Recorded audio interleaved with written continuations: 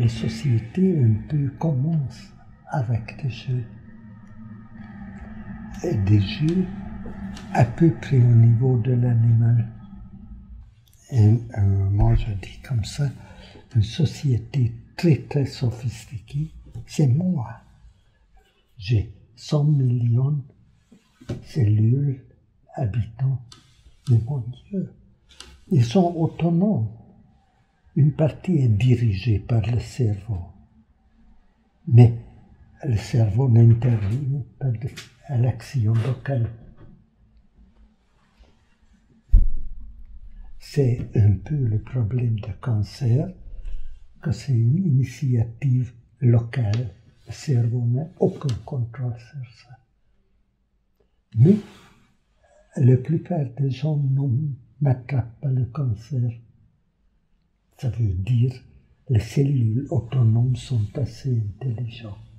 Mais je veux insister sur ça, qu'il y a certaines règles et il y a une certaine autonomie. Et ça se compense. Et c'est exactement ici. Les règles, ils découvrent en faisant les choses. Et l'initiative, c'est l'autonomie des personnes. Et cette expérience a monté parce que, bien, on a filmé aussi les procédures.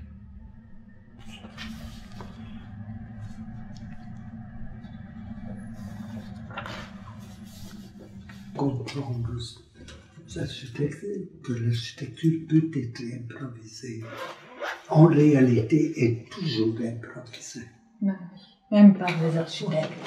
Et l'habitant improvise toujours son arrangement. À l'intérieur, c'est pas prévu. On fait l'essai, ça va comme ça, non, c'est mieux. Donc, l'improvisation dans l'architecture. Mais l'improvisation de l'architecture, donc n'importe qui peut le faire. Donc une architecture populaire, c'est mieux en anglais, people's architecture. L'architecture du peuple en français, ça ne sort pas bien, est complètement possible. Mais c'est exactement la clé. Utiliser des très simples techniques, utiliser des matériaux qui ne coûtent rien. C'est qu'est-ce que j'ai fait à Venise. J'ai utilisé des hula-hoop. Ça coûte moins de... plutôt c'est 1 euro. Et la technique avec de adhésif. Bande adhésive. C'est simplement, il y avait là-bas le matériel, je l'ai fait apporter le matériel. Les gens participent.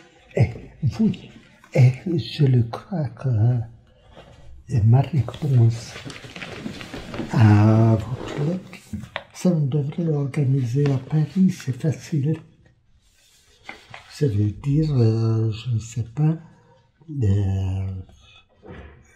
c'est n'importe quelle organisation de dépenser, c'est 200 € ou 300 €. Et commencer, je ne sais pas, n'importe au Champ de Mars. Vous voyez, il y a n'importe où en terrain public. C'est pas nécessaire pour ça de permis, parce que les jeux d'enfants sont permis au gazon. S'ils peuvent jouer du ballon, alors pourquoi pas ça?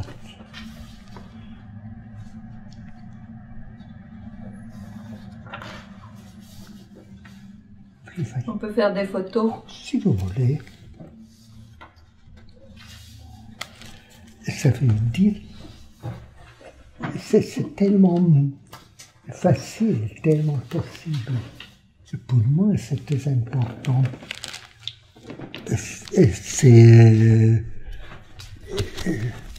toujours le preuve que c'est possible. Une fois que ça a été fait, personne ne discute pas que c'est possible. Sans ça, on commence, mais oui, bien, ça a été fait. Et n'importe où, ils le feront en quelques mois, on doit le faire en Inde. On doit le faire au Bangladesh. Et je voudrais faire à Paris. On va le faire à Paris. Vous le savez, j'ai eu cette exposition, j'ai voulu faire là-bas. Mais évidemment, ça n'a pas été possible. Et c'est pas la faute de personne, ça a été noyé dans l'organisation bureaucratique. Ils ont fait une exposition, très bien, mais je n'ai plus aucun contrôle de ce qu'ils ont fait. Pour moi, ça a été le contre-emploi, parce que ça ne m'intéresse pas l'exposition des œuvres d'art. C'est ce qui m'intéresse vraiment. Et c'est une idée qui se matérialise par les gens à une manière imprévisible. Je ne sais pas quelle structure ils feront. À Venise, ils ont fait des structures que je n'aurais pas fait. Mais c'est très bien. Vous voyez, j'utilise cette technique d'explication. Alors, c'est un croquis. Je vais faire une petite explication comme ça pour les enfants, pour les quasi pas illettrés, mais des gens qui pas hautement scolarisés, disons. Et c'est très simple. Je fais ça. Mais bon Dieu, je le fais ça en Chine, je le fais ça au Japon, n'importe où. Je n'ai pas les langues. Donc, c'est toujours des constructions avec des matériaux qui coûtent rien. Qui coûtent rien, c'est pas vrai, qui coûtent très peu. Et parce que au moment que c'est les matériaux chers, au moment que c'est nécessaire un technicien spécialisé pour le monter, c'est pas ça. C'est comme la cuisine populaire, on peut faire avec des cartons. Et c'est tout ça, pour tous ces exemples ici, je peux toujours dire comment c'est avec Venise, ça a été fait. Donc c'est faisable. Et ça aurait été intéressant à refaire à Paris. Bien, ce sera des fois maladroit, c'est pas grave. Donc, ça m'intéresse si vous pensez que votre opération pourra organiser ça. Il y a des espaces publics. J'imagine que le financement, c'est très très peu. Disons, pour les hula hoop et pour le carton, ça, c'est rien. Le fil de fer, ça peut être plus cher. Donc, je pense les choses les plus simples. Et tout ce qu'il est nécessaire, expliquer la technique au départ. Après ça, ils le font. Ça devient un jeu. À Venise, ils ont pris les constructions avec le hula hoop. Ils ont fait une procession avec dit que l'architecture populaire, c'est le time and error process. On essaie, on corrige, mais pas sur le papier, c'est seulement en réalité. C'est dans n'importe quel appartement, les habitants viennent avec un meuble, avec une idée, après ça ils le poussent dans tel endroit. C'est normal. C'est tout ce qu'il est nécessaire que les gens comprennent que c'est normal. Et avec ça, ils inventent qu'ils peuvent concevoir une construction très simple. Ils inventent des choses pas habituées. C'est possible. Bien, avec ce cercle, vous avez une certaine géométrie. Bien, vous pouvez faire des cubes, des tétraèdres, des dodécaèdres, etc. C'est facile. Oui, mais vous pouvez faire des choses impossibles aussi. Ça veut dire quelque chose qui n'existe pas en géométrie classique. C'est un peu étrange, mais vous pouvez le faire. Et avec les maquettes, je les ai assez expérimentées, que c'est possible. Mais quand il travaille, on verra qu'est-ce qu'il invente. Vous le voyez, pour ces systèmes, le premier grand avantage, c'est déjà une libération de la géométrie.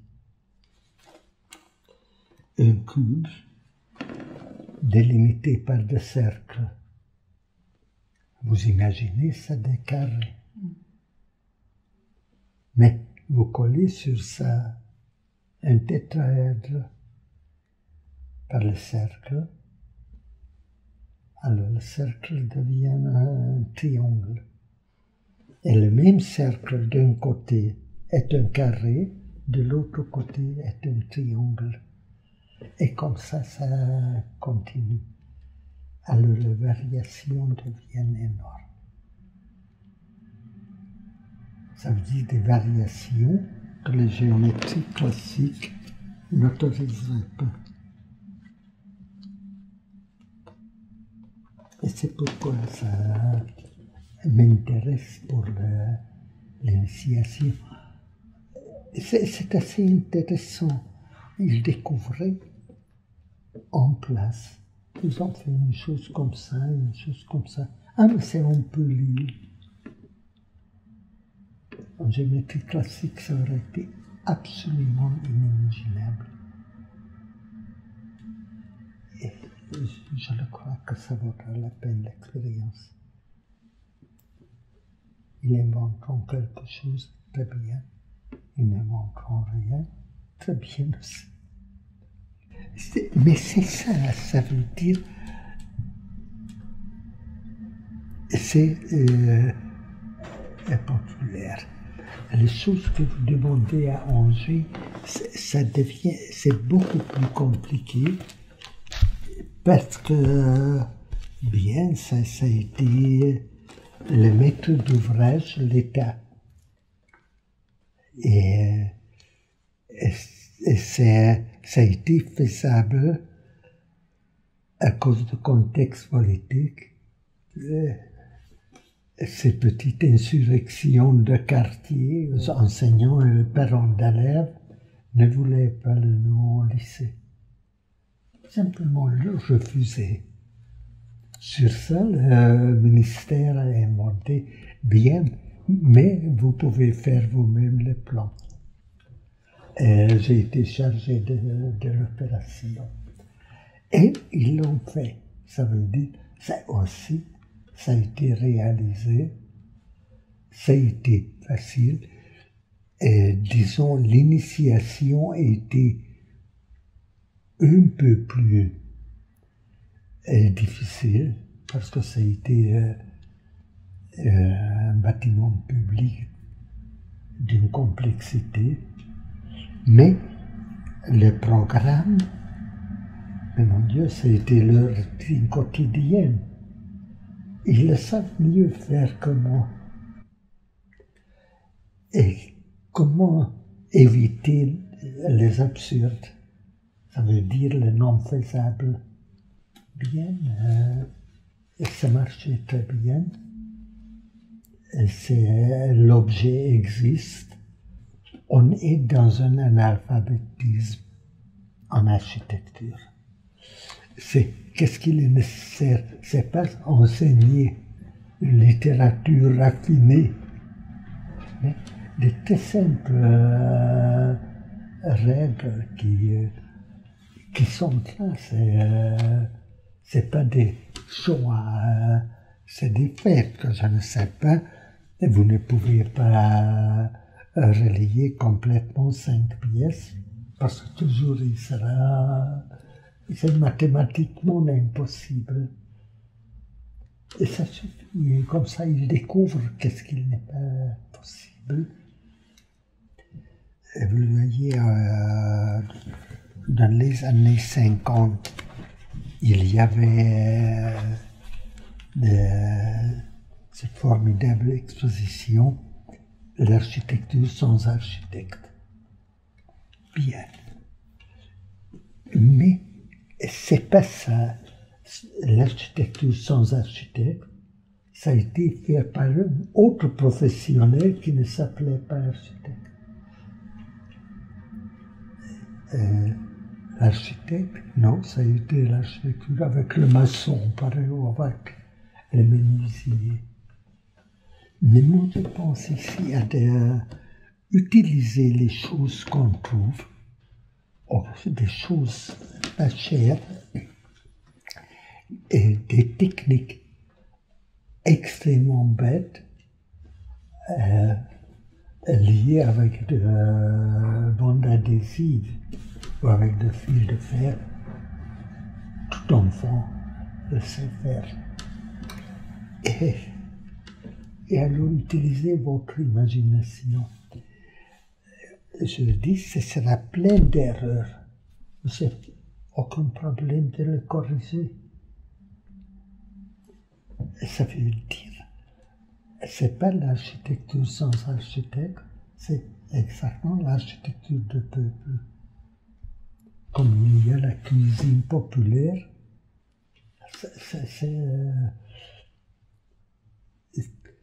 personne ne pense pas que faire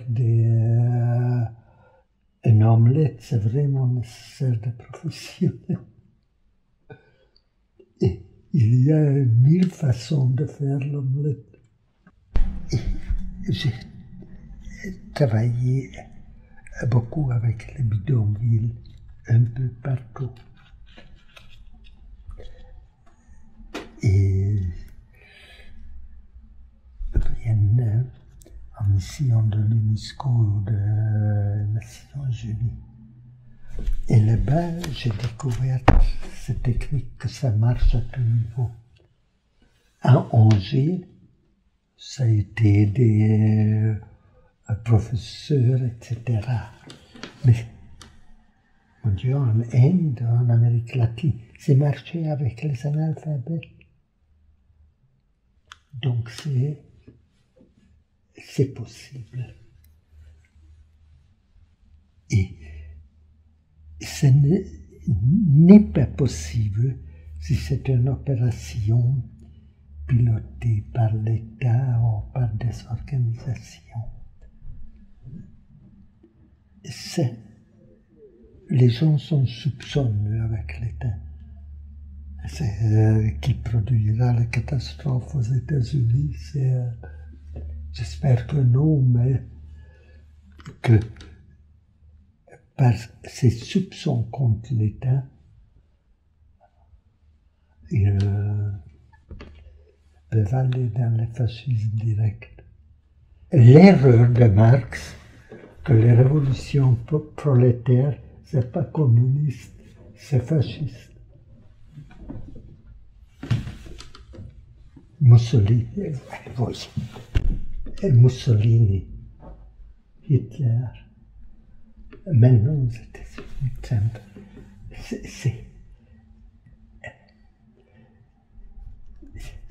le fascisme, ça n'a pas d'idée, c'est le théâtre. Et les gens le rejoignent. Et ça veut dire que c'est une erreur psychologique. La révolution prolétaire, ça glisse dans le patin fasciste. C'est grave. Ça veut dire, c'est peut-être pas avec la révolution de commencer avec l'instruction. J'ai laissé les gens, j'ai montré comment ça se fait techniquement. Et ça a pris 10 minutes. Comment on lit avec de bande adhésive, deux choses. Et faites-le. Avec le carton, c'est la même chose. On montre comment on le fait, on l'agrafe et continue. C'est la manière de le faire. Donc, si je dis c'est pas bon, c'est bon, ça devient faux. Bien, c'est déjà, vous voyez, mon rôle, ça serait le déclenchement. Après ça, ça dépend de beaucoup de choses. S'il y a la pluie, alors, par exemple, ça l'arrête. Donc, je crois que ça vaudra la peine. Et ma proposition, essayez cette opération. Ça marche bien, ça ne marche pas, c'est pas un drame. Et si possible, filmer. Donc, retenir. Et si vous voulez, c'est une analyse sociale si vous filmez. Comment s'établit une, je ne sais pas, des toutes petites dominations. Certaines personnes prennent automatiquement un rôle. C'est pourquoi je l'ai dit, il y a la tentation de fascisme, d'inventer un commandant ou quelque chose. Mais ce n'est pas nécessaire. C'est pas nécessaire. On doit éviter ça si possible. En parallèle, les sociétés animales. Bien, les sociétés animales, c'est très intéressant. Il y a un meneur, mais le meneur ne donne pas des ordres. Il ne commande pas. Il est suivi ou il n'est pas suivi. Et ceux qui ne veulent pas suivre, bien, ils quittent. Et je trouve que c'est une solution très très large politiquement. Par exemple, le Brexit. Ici, c'est caractéristique. Bien. Les Écossais ne le veulent pas. Bien. Alors, ils ne le veulent pas. L'Écosse reste en Europe. Le pays de Galles veut sortir. Bien, il sort. Et pourquoi cette opération statistique qu'il y a 1% qui détermine le comportement de tout. Et je donne pour ça, c'est pas un exemple politique que je donne, mais un exemple biologique, si vous voulez, le comportement d'animaux. Sécession comme une possibilité de liberté, ça veut dire pas l'obligation de suivre.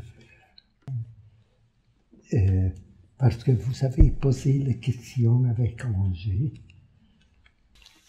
il y avait j'ai demandé du ministère 6 mois de temps que ça discute. J'ai refusé d'être dans n'importe quelle rencontre de discussion parce que automatiquement j'aurais été utilisé comme arbitre. Donc ils doivent s'arranger entre eux. Et c'est qu'est-ce qui est passé. Et il y avait des groupes avec des idées différentes. Et ma réponse a été tout simple. C'est pas de problème. C'est possible l'un et l'autre. Vous faites comme ça et vous faites comme ça. Et ça marchait. La première expérience pour cette autoplanification, j'ai eu beaucoup avant Angers avec l'entreprise du Donnay, le fameux du Donnay de l'apéritif. Ils devaient construire un nouveau siège social et les gens, ça ne leur plaisait pas. Sur quoi on leur a promis, bien, vous pouvez faire le plan. On a fait, dans les consultations, c'était interdit au directeur de participer. C'était important. Et ça sortait quelque chose d'extrêmement intéressant. C'est pourquoi on m'a confié à Angers, parce qu'on a eu déjà cette expérience. Il y avait quasiment des différents groupes ethniques. Pas ethniques, mais si vous voulez, des subcultures. Les informaticiens ont voulu un certain type. Les comptabilités voulaient un autre type. Et chaque fois, ma réponse, mais c'est possible, c'est aucune nécessité pour tous imposer le même modèle. Et ça a été fait, ça n'a pas été réalisé parce que l'entreprise a été achetée par une autre entreprise et ça a été bloqué. Mais on est arrivé jusqu'au permis. Et ça a été surprenant, les différences psychologiques des différents départements. Et il y avait la vue sur la Seine, qui était jolie. Mais mon Dieu, personne n'a pas voulu. On veut voir les collègues. Ça veut dire regarder par le patio l'autre département, qu'est-ce qu'ils font. La vue ne les intéressait pas. Et ça a été très intéressant pour voir le processus psychologique. Et moi, je devais regarder seulement la faisabilité technique. Que les gens peuvent faire cette conception s'ils ont l'initiation. Et ça a été la clé. Je le crois, pour moi, ça semble important. Essayer les choses. Essayer à Paris. Si c'était possible, c'est possible à Paris. Mon idée sur l'espace public, c'est quelque chose de simple. De nouveau, je retourne à la société animale. Vous avez un troupeau sur un pâturage. Il s'assoit, tout le monde à sa place. On peut circuler. C'est un plan d'urbanisme. Qu'est-ce que les vaches font sur la plage? Et les gens sur la plage. Mais c'est le plan d'urbanisme. Installez-vous comme vous voulez, mais ne gênez pas les autres. C'est la clé. C'est pas un règlement. Et les gens dans les plages, ils comprennent qu'il y a des gens qui passent entre les différents. Alors, ils les laissent à la place.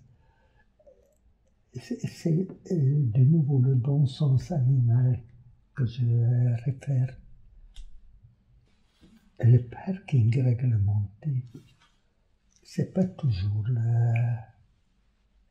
rationnel, mais quand même, les gens partent comme ça, qu'ils peuvent ouvrir la porte de la voiture. C'est la règle. Ça veut dire que vous mettez les voitures. Si possible, vous ne bloquez pas les autres. C'est pas des règles formalisables. C'est où je reviens au bon sens animal. Ça veut dire, c'est tellement important dans ça qu'il n'y a pas un objectif prédéterminé. Voilà, c'est le programme, qu'est-ce que je vous propose.